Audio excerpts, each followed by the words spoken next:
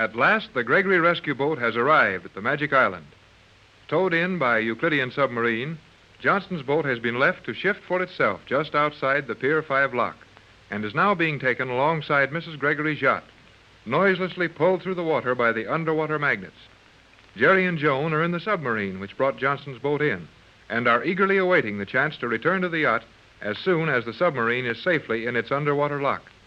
On the deck of Mrs. Gregory's yacht, Captain Bradford, the skipper, and Mrs. Gregory stand ready to take a line from Johnson's boat and make it fast to the yacht. Now, you just stand over there by the port rail, Pat. Keep your eye on the island for old G-47. He'll come running over here to grab Johnson the minute we get his boat tied up. And I'd like a few words with Johnson before that happens, if I can manage it. I'll watch the island, Tex. I can see the whole pier from here. But I don't want to be too far off to meet Johnson when he steps over the rail. It's my boat, you know, dear, and Johnson's been pretty wonderful through all of this. Yes, you're right, Pat. I'll stand here if you like, but keep a sharp eye along the pier. I'll warn you if G-47 comes along. Skipper. Aye. You'd better come here with me and take Johnson's stern line. Hanson can handle that bow alone, but the wreckage of that mast left nothing here to make fast to. So we'll have to strong-arm the line here. Aye. We'll take your stern line here, Johnson. Look lively. Here it comes, then. Tex, that's Mcleod. What will G-47 say about this? He doesn't know Johnson. If we have to, we'll introduce G-47 to Mcleod and tell him Mac is Johnson. Here, Skipper. Aye. I'll take a turn of this line here. You run the slack out of it and bend the end around something back there. Boat's making very little way. We'll lash her easy enough. Hurry, Tex. Get Mac aboard here and talk to him quietly. G-47 is coming along the pier now. Right, Pat. Make it fast here, fore and out. Snub those lines tight. Come aboard, Johnson, over the rail and snap it up. I'll be with you this minute, Captain Bradford. My compliments, Mrs. Gregory, and your health. Thanks, Mcleod. Now, we've got to give you some quick orders. I'll go meet G-47 and talk to him as long as I can before he gets here. Hurry, Tex. You'll only have a minute. Now, listen, Mac. This may sound crazy to you, but I'll explain later. You're Johnson. Get it, Mac? You're Johnson. Oh, that's what Johnson told me. Very good, then. I'm Johnson. Good boy, Mac. And the reason you're Johnson is because you've got to meet a man right now. He's coming with Mrs. Gregory, and you've got to make him believe you're Johnson. Our lives depend on it. I'll explain it all later. Well, what about my accent? I've been told I've got a bit of the healing on the tongue. Well, have a sore throat. Anything. This man has heard Johnson's voice over the radio dozens of times. Now, don't talk much. Right around behind this cabin, G-47. Captain Bradford is talking to Mr. Johnson. I've got it, Mac. Listen. The oil fumes from the leaking tanks. Your throat. Hoarse. I got you. I'll give you a full report later, Captain, when I get these oil fumes out of my throat. There they are, G-47. Oh, Tex. Yes? Oh, yes, Pat. I was just telling Johnson we'd better put him to bed for a while and look after that throat. G-47, let me present Mr. Johnson, skipper of this boat. You have been expected, Mr. Johnson. How do you do? Your throat is bad. Aye. Oil fumes got him when he was fighting those leaky fuel tanks on his boat. He need not speak.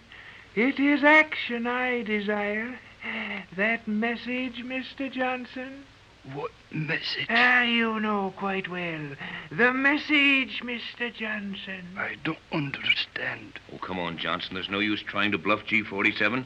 He knows all about the message I sent with a pigeon and how much it means to us. You might as well give it to him. No, Tex, not that. Isn't there something we can do? Don't give it to him, Johnson. But, Pat, we haven't got a chance anyway. We'll have less with that message in G-47's hands. You have no chance under any conditions. Will you give me the message, or must I tear your boat apart to find it? Come on, where is it, Johnson? I have it here with me. Well, then give it to him. No, Tex, I won't have it. Quiet, Pat. Why make things worse? Come on, hand it over to G-47. Hurry up, Johnson. There it is, then. Johnson, you're choking your throat. Yes, it may be serious. Well, you've got what you want, G-47. Will you leave us alone for a few minutes so we can get this man into a cabin and look after him? I will gladly leave you alone for the length of time it takes to work out the formula. Once I have it, then what I do will cease to interest you. Come, Tex. Let's take Johnson into my cabin and see what we can do for his throat. Your cabin's smashed with that mast. Come on, we'll go in the radio cabin. That would be better. You're welcome to what is left of my yacht, Johnson. Thank you, Mrs. Gregory. Stand by to watch those lines, Skipper. Make sure the crew of Johnson's boat have what they need. I'll turn out and help you look it over pretty soon. Aye. Look, Tex, There goes old G47, laughing to himself and trotting off down the pier. Yes, he's got what he wants this time. Right in here, Johnson.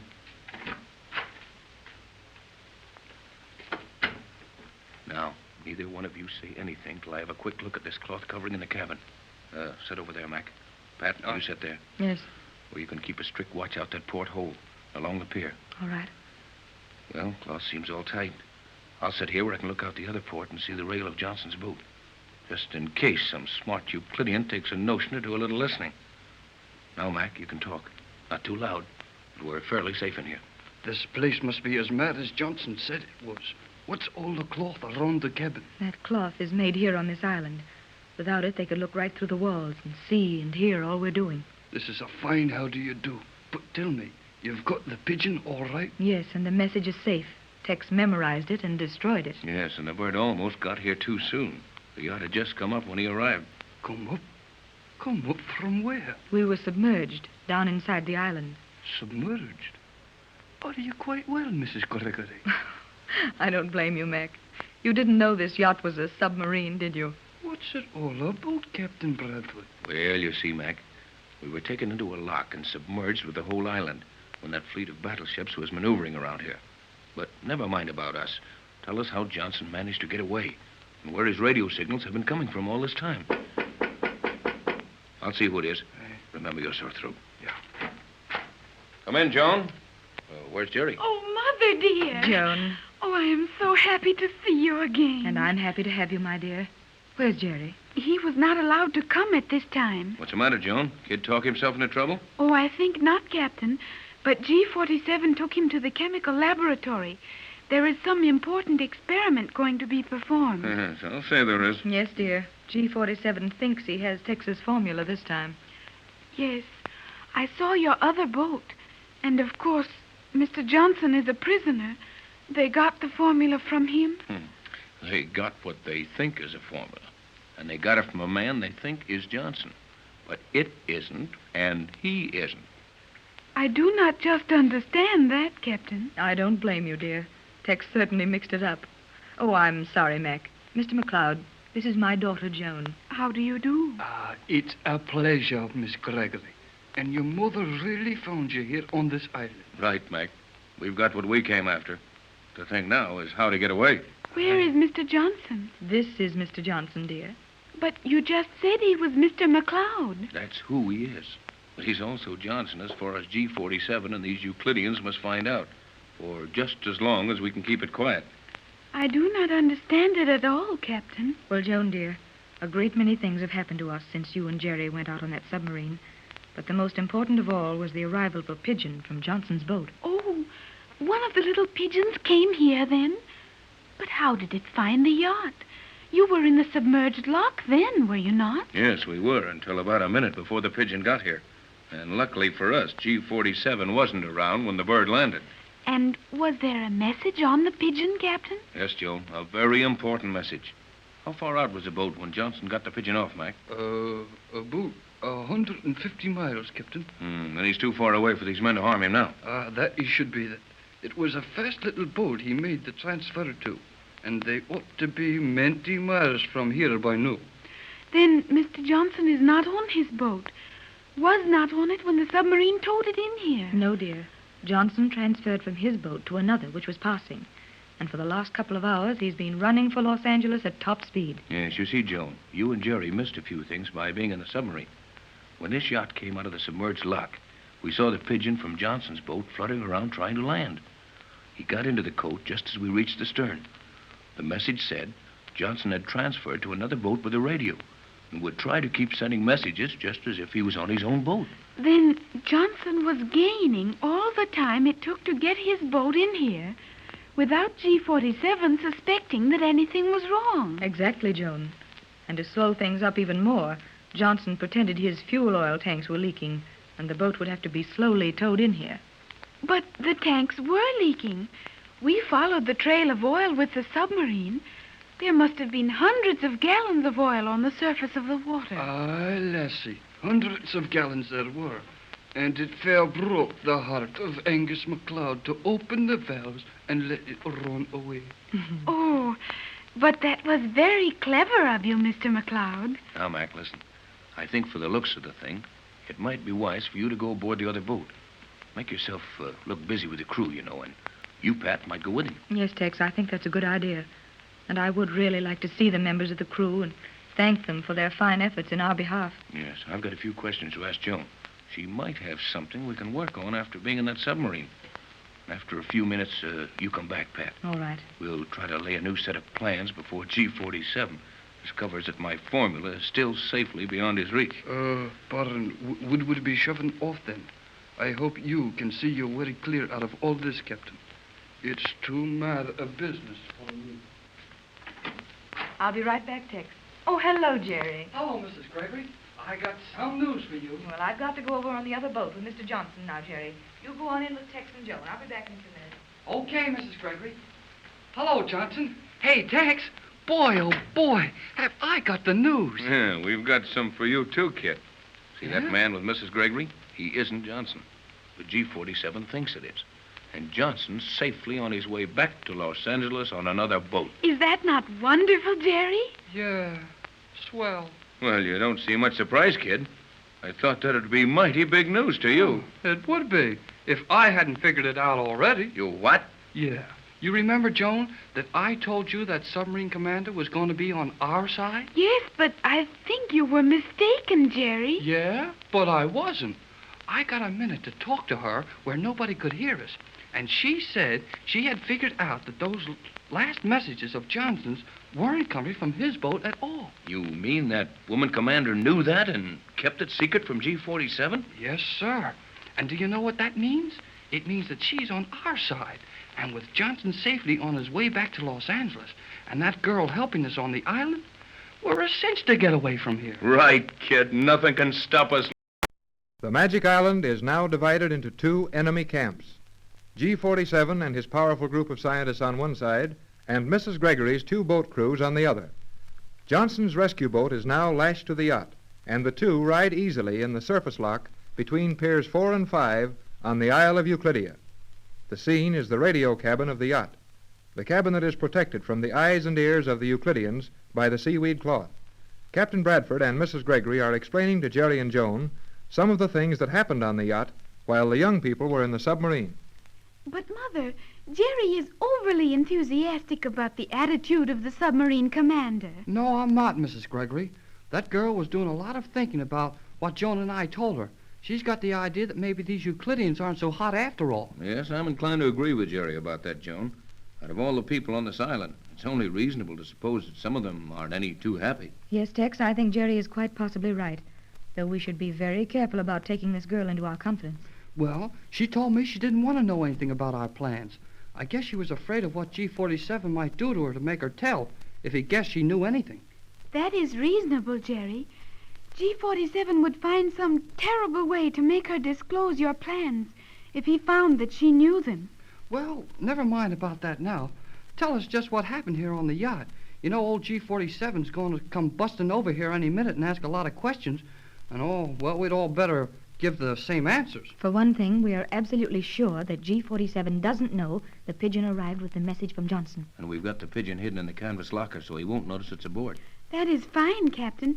If you are sure G47 does not suspect you received a message. I know he doesn't, or he would have tried to find out what it was or take it away from me long before this. I'll say he would. And Tex has destroyed the message, so we're safe on that count. Just what did the message say? That Johnson was transferring to another boat which he had hailed and was going to get to Los Angeles as quick as he could and get my formula ready to come back here and destroy this island and rescue us. But, Captain, how could the island be destroyed without destroying us also? Tex will explain all that to you when we have time, dear. How about that formula G47's got now? The one he took away from Mcleod when he thought Mac was Johnson. What's that? It's a formula that will make something which will keep old G47 busy for a long time when he finishes it. I am confused about all these formulas and messages, Captain. Will you explain it for me? Yeah, me too. Joan and I were in the sub while all this was going on. Guess we missed plenty. Well, you see, the message we sent with the pigeon to Johnson, the message he finally received, contained the number of a safety deposit box in Los Angeles, with instructions and authority to have it opened, and Tex's formula taken out. Then Johnson will have that compounded, return to the island here and rescue us by using the formula to dissolve the island. Clear? Yes, We're Captain. with you so far. The message the pigeon brought to us from Johnson told us about Johnson changing to another boat which he hailed, and said Mcleod would keep on coming to us. And when the boat was captured, we were to introduce Mcleod as Johnson. I got that much of it all right. But how about the formula G47 took away from Johnson? I mean McLeod. Where did that come from? Why, Johnson wrote it out and gave it to McLeod, knowing it would be taken from him. And he printed it instead of writing, so there would be no question of my handwriting. Then G47 actually believes the formula he's now working on, the one he took from McLeod, is your universal solvent. No doubt of it, Joe. Yes, dear, G47 is thoroughly deceived on that point. But when they make this formula up in their laboratory and it isn't a solvent, the trouble will start all over again. Yeah, the trouble starts all over again. But this time, I think it'll be more trouble for G47 than it is for us. What do you mean, Captain? Well, the formula they have now will really make something. And I hope there's a whole bunch of these Euclidean scientists working on it when I get it finished. There will be.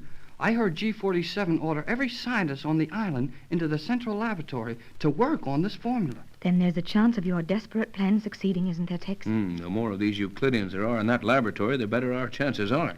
What chances, Captain? What do you expect will be the result of the compounding of the formula? That laboratory will immediately be filled with a gas which will put every living thing in the room to sleep for hours. Gee, won't they have time to do anything about it? Not a chance, Jerry. When the last ingredient is added to that formula and the resulting liquid raised to a certain temperature, the gas will form with the speed of an explosion. Combustion is practically instantaneous, and enough gas will be blown around the room in less than a second to put 1,000 men to sleep. But, Captain, they will only be asleep. The gas will not permanently harm them. Is that not so? Right, Joan? Then when they wake up, terrible things will happen to all of us. I've been afraid of that too, Joan. But Tex says those men will sleep long enough to give us a chance to take command of the island, and they'll wake up our prisoners. Golly whiskers, that's sure something. Oh, that is wonderful, Mother. But are you sure it will work, Captain Bradford? There's no doubt of it, and we'll have time to do some planning before that happens, because they'll discover that they haven't one of the ingredients, and they'll have to come to me for it. So you see, we've really got a chance against these men at last. And we may need to take advantage of it if G47 gets too desperate before Johnson can return to our rescue. That's all swell, but one thing worries me plenty, and I don't see how you're going to do anything about it. What is that, Jerry? Suppose Johnson sends a radio message to us. That'll give away everything. Yes, I've thought of that. There's not much danger of it happening. But of course, Johnson will estimate the time it should take us to get control of the radio on the island. And if he should try to reach us before that has happened, well, it wouldn't be so good. I hardly think he'll do that. Johnson knows the value of keeping his actual whereabouts a secret. On the other hand, Mother, Johnson will want to keep well advised of your progress here, as it will be some days before he can reach Los Angeles and return. Yeah, that's another thing I can't figure out. What's that, Jerry? How all this has been going on.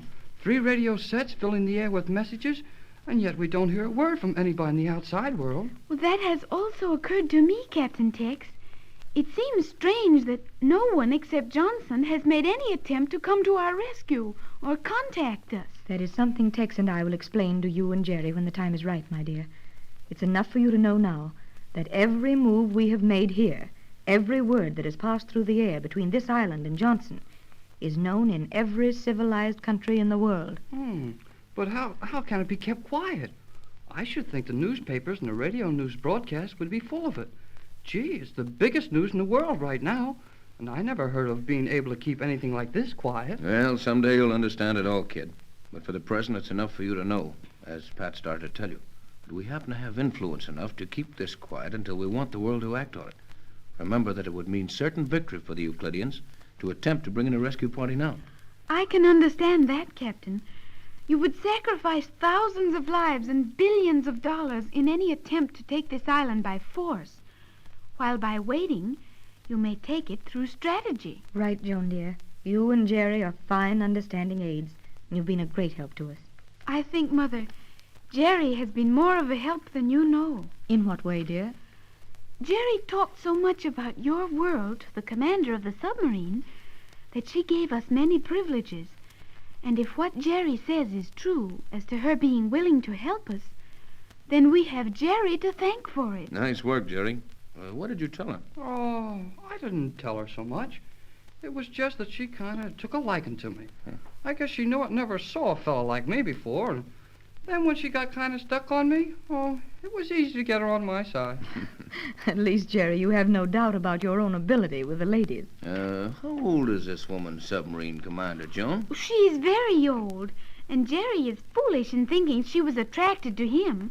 The commander is 22 years old. Poor old lady. I hardly see how she gets around at that age. Oh, you know what Joan means. She's just jealous, that's all. Why, Jerry Hall, if your monumental conceit were worthy of the slightest consideration, it would only be to point out the utterly ridiculous impression created by your exaggerated ego. She means I like me Yes, too much. I gathered that was the general import of the remark. Never mind, Jerry. It's sometimes better to think well of yourself than to be too modest. After all, the world takes us at our own estimation. However, it would be well to remember that the estimation must be lived up to. Okay, forget it. I'm sorry, Joan. I didn't mean to start a battle over it. The important thing is that the girl is on our side, and I'm sure of it, because she knew enough to wreck our plans if she'd have gone to G47 with it. Just exactly what did she know, Jerry? Something about those last messages not coming from Johnson's boat, wasn't it? Yeah, and why I'm kind of worried about it is because G47 should have noticed it the same as the commander did. The only reason the direction of Johnson's radio beam did not attract the attention of G47 was because he was giving all his attention to the prism reflectors, observing the progress of the submarine. But won't the variations of that radio beam be recorded so that he'll stumble onto it later? Oh, they are recorded, of course. But in the excitement of getting Captain Bradford's formula from Johnson, or thinking he had, G47 must have forgotten to read the recording device. Then Johnson's secret is safe only until G47 decides to take a look at the records in that device. I'm afraid that's it. But maybe he'll forget it altogether. How often are the plates or rolls or whatever the record is traced on, how often are they replaced, Joe? Every 24 hours, a new roll of sensitized metal is inserted in the recording devices. Then the old rolls are safely stored away. Looks like we've got a chance if G47 doesn't look at that roll. How did the submarine commander discover that Johnson's messages were not coming from his boat? Well, she's got one of those directional beam recorders on the sub, and she watched it like a hawk. Oh. I guess she knew from the message that something was funny about it. Also, she would have noticed the loss of strength in the beam as Johnson was getting farther and farther away when he was supposedly talking from the very boat we were towing. Well, if that girl commander knew all that and still kept quiet about it, Jerry's right. She's on our side, no doubt about it. Is there anything we can do now, Tex? I mean, can we further our plans in any way? I should think the best thing would be to just sit tight and act sorry for ourselves. An excellent idea, Jerry. If we act as if we had any plans, G47 would soon sense that our position was not as hopeless as we pretend it is. Quiet.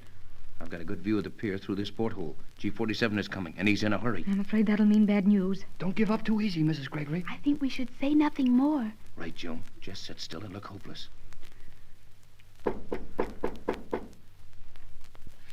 Come in. Oh, Tex, it's G47. Precisely. You will come with me to the other boat at once, Captain Bradford. I need some of your materials to complete the formula. Don't give them to him, Tex. No use being foolish, Jerry. I'll come, G47. At least, Captain Bradford, you have intelligence enough to realize that your position is quite hopeless. You win, G47. Come on, let's get it over with. Oh, Jerry, I'm afraid our last hope is gone. Things are working out just as Tex said they would. And when G47 gets those materials, he can finish the formula Captain Bradford gave him. Yeah, Tex wants him to finish it, and we'll all be on our toes when it happens. Then we'll show him how to